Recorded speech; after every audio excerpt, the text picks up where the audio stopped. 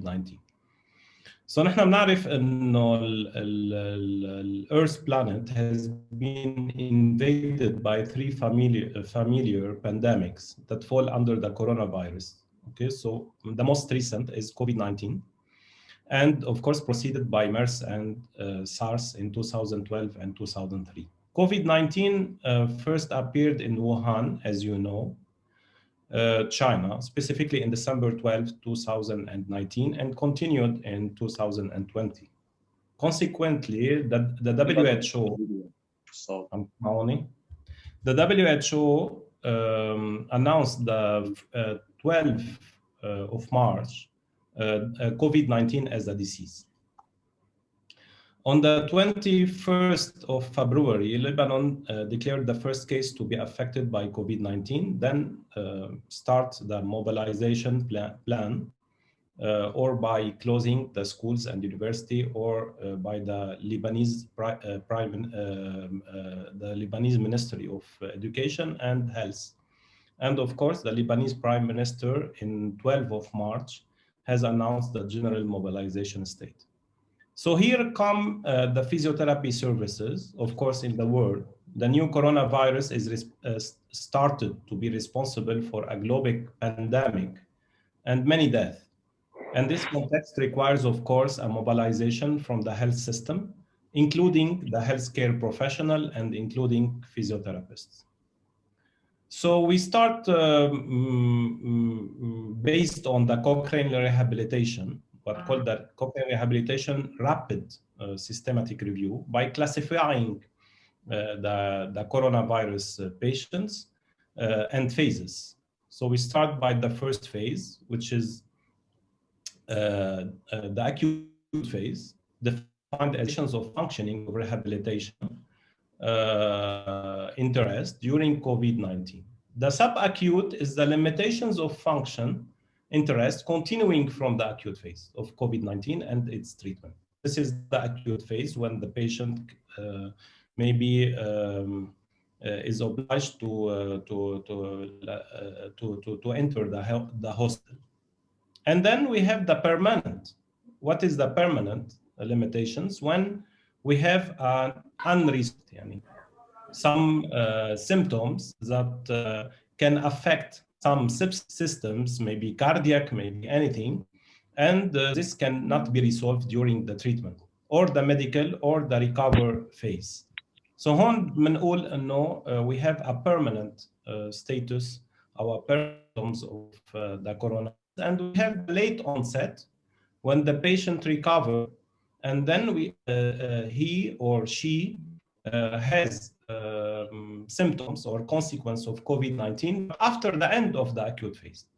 So this is late onset. يعني مثل ما نعرف هلا the 7th, 8th, 9th day of the coronavirus, there is like some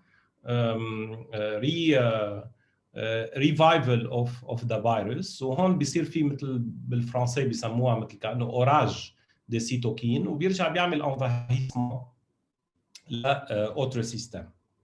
This is the late onset, and then we have the acute, post-acute, late onset or permanent new limitations combined to a previous disability. This is the impact of COVID-19 on people with disability, experience disability, like for example, people with multiple sclerosis, people with disability, people with cerebral palsy, etc. So here we also define based on the rehabilitation rapid systematic review of Cochrane library, and plus the rehabilitation page of the WHO, the World Health Organization, and they defined, we combined two sources, and then they defined like some problem based, of course, on the International Classification of Functioning. So what it can result from the COVID-19 is problems with respiratory structures, of course, with the coding of the ICF, and related functions, nervous system structures and related functions, cardiovascular functions, digestive functions, any body structure and function, any activity limitation and participation, barrier or facilitators, products and technology, health services, system and policy, and other environmental factors. So these are the reported consequences in terms of functioning from the coronavirus. And also what we need to in rehabilitation setting, this is like inspired from the study group European framework of rehabilitation service types. This is rehabilitation in acute care, general post-acute rehabilitation, specialized post-rehabilitation, and so on, vocational, specialized outpatient rehabilitation, primary care, services at home, based rehabilitation, health resorts, social assistance service for special. So now we start to discuss the impairment in respiratory structures. Of course, this is not the aim of my presentation because Dr. Zahra will have more details about respiratory structures, but here only to discuss what we have as rapid systematic reviews from. So currently no evidence exists in physiotherapy changes the course of COVID-19. So we have not yet, acute especially, with hypoxemic respiratory failure and dry cough. So we benefit virus experiences. The patients with productive cough, of course, need bronchial hygiene maneuvers and techniques that stimulate coughing. So these are reported by 2 publications. Patients with a mild form of the disease should practice to perform breathing exercise independently. So patients with moderate and severe conditions should be constantly monitored for pulmonary disorder, only monitored and measurement. So when the patient is in moderate and severe conditions, we have not any intervention to affect the disease or to change the course of the disease. This is, of course, based also in a weak source, the Chinese Association of Rehabilitation in 2020. Physiotherapists should conduct the patient only for respiratory and pulmonary assessments, especially during orotracheal intubation and oxygen supplementation. And also the professional exposure should be the minimum necessary for evaluation and assistance. So now we talk also in the acute phase, still in the acute phase, by the exercise and early mobilization. So this of course, we know that the coronavirus disease can cause a debilitating condition, and this of course results from the disease. Have symptoms like fever, dyspnea. بس لو سمحت اليوم ما راح اكل، خليهم بركي جمعة الجاي. فينا نعمل ميوت حتى اقدر بس احكي لو سمحتوا. في ناس مش عامله ميوت للميكروفون. اوكي. So we have the debilitated physical condition resulted, of course, from the disease. We know that we have symptoms of fever, dyspnea, myalgia, and fatigue. And this can called deconditioning. This deconditioning can also be provoked by a secondary impairment, which is called the prolonged mechanical ventilation and immobilization. It depends on قديش قعد البيشنت بالمستشفى وقديش كان عنده immobilization. كل ما كان في immobilization اكثر و prolonged mechanical ventilation اكثر، كل ما كان في عندي deconditioning اكثر.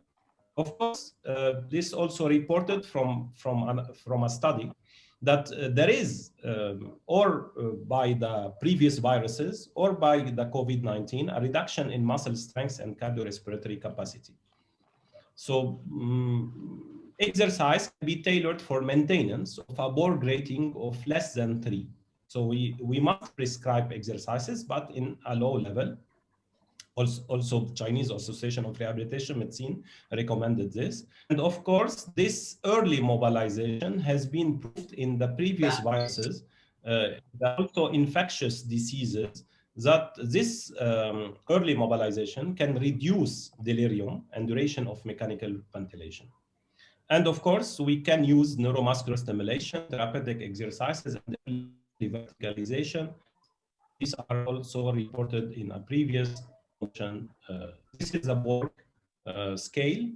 We must stay in the, when the patient report that this exercise is on the level of 3. This is a patient issue. when he report يعني بيقول لكم انه انا هذا الاكسرسايز عم يكون لايت بالنسبه لي not fatigable. And this another also study or not study, the systematic review and meta-analysis. This is reported also that early mobilization of critical ill patients in the intensive care can decrease the incidence of the ICU acquired weakness. So this is like a secondary impairment resulting from the weakness from the mobilization and the prolonged ventilation period. Improve the functional capacity and increase ventilator-free days and the discharge to home rate for patients with illness. This is also a study. This is early physical and occupational confirmed what we said, as notably an early and mobilization program published in Lancet in 2009 from the previous version of the COVID-19 coronavirus, from range of motion to sit and stand, walking exercising on functional status during periods of daily sedation, increase the number of ventilation-free days, يعتمد أقل على الventilator, and improve functional independence. The oxygen therapy, maybe Dr. Zahra will talk about it in the pulmonary rehabilitation. When we have hypoxic respiratory failure, we have a percentage of 90% of patients, of course, reported from WHO and another reference from China in 2020, that 19% of COVID-19 patients suffer from hypoxic respiratory failure. So they need oxygen therapy. Its peripheral oxygen saturation is less than 93. And the maintained oxygen saturation must be no higher than 90. Necessary of cases of respiratory failure refractory, the prescription of moisture as self-applied nasal sodium chloride gel may be suggested for complications. Aerosol and oxygen humidification should not be used, should be avoided, and all form of nebulization should be avoided. Of course, this is according to WHO. We come to the prone position. The prone position also is an important technique, can be maintained during 12 to 16 hours a day, is recommended in patients with severe acute respiratory distress. And of course, this also comes from another previous conditions similar to the COVID-19. There is also about how to put, how to how they make it. Of course, this needs resources, human resources, and make resources. And in the same article, like a video about how to put a patient in the prone position. Okay, so we can see fast. This is a French hospital. And of course, the prone position is like another on the COVID-19, but can be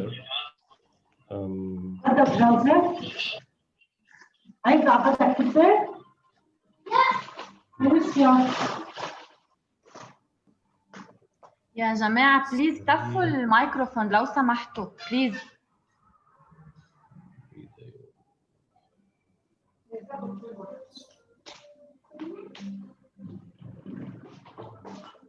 معلش دكتور اعملي ميوت اول اعملي ميوت.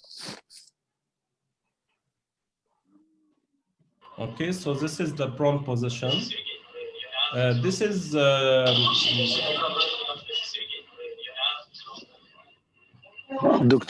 دكتورة لو سمحت اعملي ميوت اول لو سمحت. يلا اوكي. Okay, so this is like to put patients on prone position, what we need as handling of the patient. This patient suffered from renal replacement therapy, but it can be similar to the condition of COVID. Similar in terms of handling of the patient, not similar in terms of disease, of course.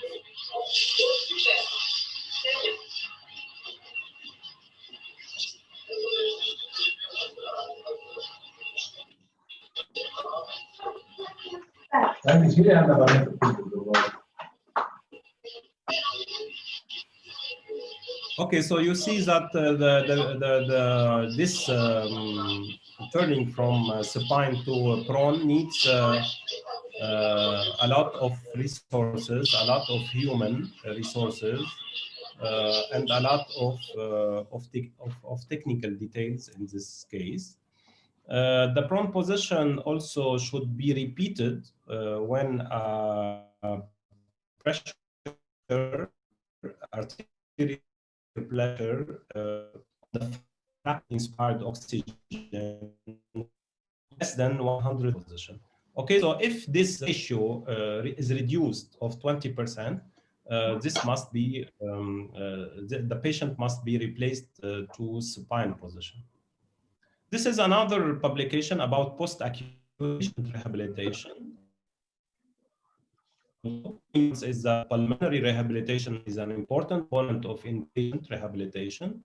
Patients would benefit from incorporation of pulmonary rehabilitation along with the interdisciplinary activity tolerance can be measured with the chair handstand and go in 6 minutes. This is also a recent article written in French about the thérapie respiratoire. C'est publié dans la revue des maladies respiratoires. Les points forts à retenir est que la nécessité de kiné respiratoire doit être évaluée médicalement. Le drainage bronchique n'est pas indiqué, que si le patient présente une incapacité à se drainer seul, il faut privilégier, si cela est possible, les techniques par guidage vocal. En cas d'intervention kinésithérapie, le patient doit, si possible, porter un masque chirurgical, etc., dans les 3 heures suivant un arrêt au sol par nébulisation et tous les détails techniques. Je viens de finir par des recommandations, surtout dans la phase de récupération, après COVID. Donc, on parle maintenant de la phase subaiguë ou de la phase de récupération. Donc, comment le patient peut, ça m'a amené le français, كيف البيشنت بيرجع بيعمل ريكفري اوكي سو بس يعمل ريكفري البيشنت either he is or she is an athlete or a normal person who must recover and then also بيرجع بيستعيد عافيته بيرجع بده يعمل اكسرسايز اوكي سو بدنا نشوف نحن كيف بدنا نواكبه انه يرجع يعمل اكسرسايز بركي هو بيركض اكيد عم بحكي اماتور يعني شخص هاوي مش انه بروفيشنال اثليت حتى لو كان بروفيشنال اثليت he needs attention from physical therapist and medical doctor. So this considerations start with some points that must be in relation to the advice on prescription of exercise post-COVID. So each patient with COVID is unique. This is a consideration. Each patient with COVID-19 recovers at a unique rate. There is currently no algorithm guiding a patient stepwise. ما عندنا شيء بيسموه normal course because each patient can go into another pattern, different pattern. The severity of disease appears to affect the duration of recovery. Okay, so the can feel disease is more severe. The recovery can be late. Return to activity after COVID should be guided by a body system approach that includes the cardiac, pulmonary, hematologic, musculoskeletal, and gastrointestinal systems. And clinicians advise patients to return to activity in a slow, gradual, stepwise manner. Of course, outside of the symptomatology. When the patient is symptomatic, we must not prescribe exercise. We can follow the recommendations that we must stay in the level of 3 of both. دكتور أحمد. نعم. بس بدي اقول لك انه ابري 10 مينوت بدنا نرجع نفوت من اول وجديد لانه 40 مينوت. انا ما بدي. اوكي اوكي بس انا ما بدي اكثر من 5 دقائق حخلص. اوكي. So clinicians should advise patient to return to activity, and patients should be given instruction to speak with their healthcare provider, especially the physiotherapist, in terms of exercise prescription, should they develop symptoms in the body systems listed. What is the recommendation? What are the recommendations? Exercise should not resume if a patient with COVID-19 has persistent fever, dyspnea at rest, cough, chest pain, or palpitations. So whenever the symptoms are persistent, we must not prescribe exercises. Any exercises in terms of exercise, normal exercise, okay, not early mobilization like we talk about. Any COVID-19 patient with an underlying cardiovascular or pulmonary should consult a physician prior to resumption of exercise, even if asymptomatic, because they must screen them for any late symptoms, late onset. And otherwise, healthy patient with a self-limited course of COVID-19 who has been asymptomatic for 7 days may begin resuming physical activity at 50%. And consultation with a physician is recommended if patients who had COVID-19 develop chest pain, fever, palpitation, or dyspnea on the resumption of exercise. And إذا بيرجع على الإكسرسايز وبيرجع بيعطي هيدا symptoms, he must consult a medical doctor to see what happens with him. So what is the impact of COVID-19 on the cardiac system? Various cardiac complications has been associated with COVID-19, including arrhythmia, myocarditis, and acute myocardial injury. Symptomatology of cardiac involvement in COVID-19 is inconsistent and may present as chest pain, palpitations, or fatigue. So we must monitor the patient who wants to these symptoms.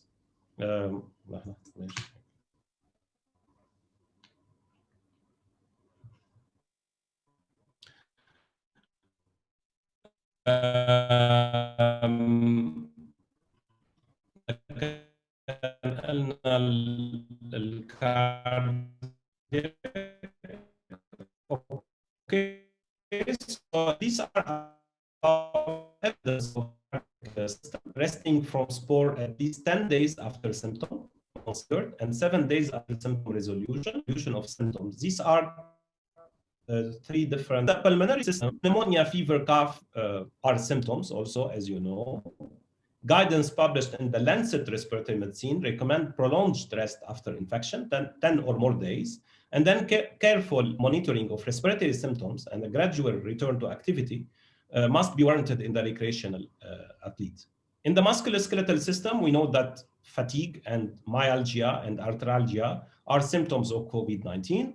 Low intensity exercise for 1 week is suggested before returning to more rigorous exercise. This is the recommendation of Barker Davis.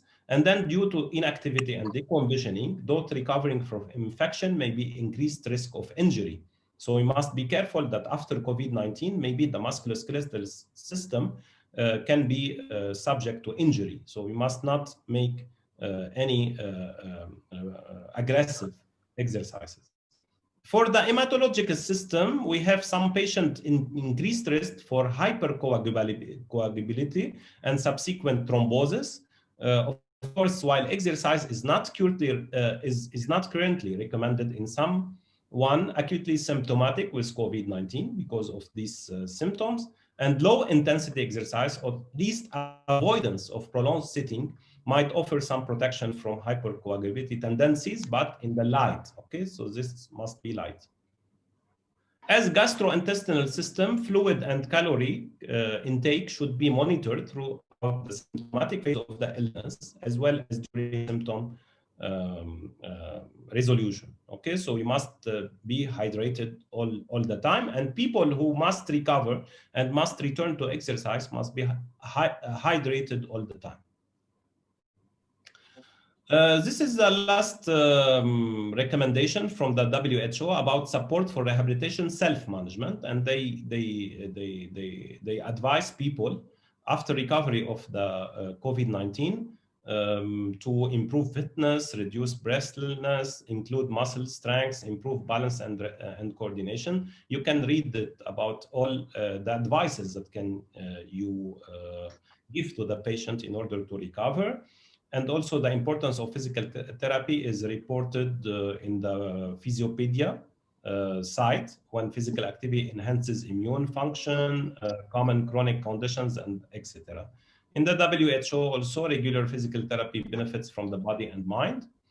And here, the last slide is about a patient reported by one of my master's students that reported a patient with coronavirus with loss of consciousness and have like some abnormality in terms of the white matter and periventricular regions with symptoms of mild cognitive impairment. Either these symptoms are resulted from the coronavirus or from another, we don't know. But we know that the COVID-19 is continuing to surprise us about many symptoms, including, of course, triggering of Guillain-Barré and multiple sclerosis and many neurological symptoms that can result from this virus. So stay safe, and thank you for this opportunity to talk about my topic.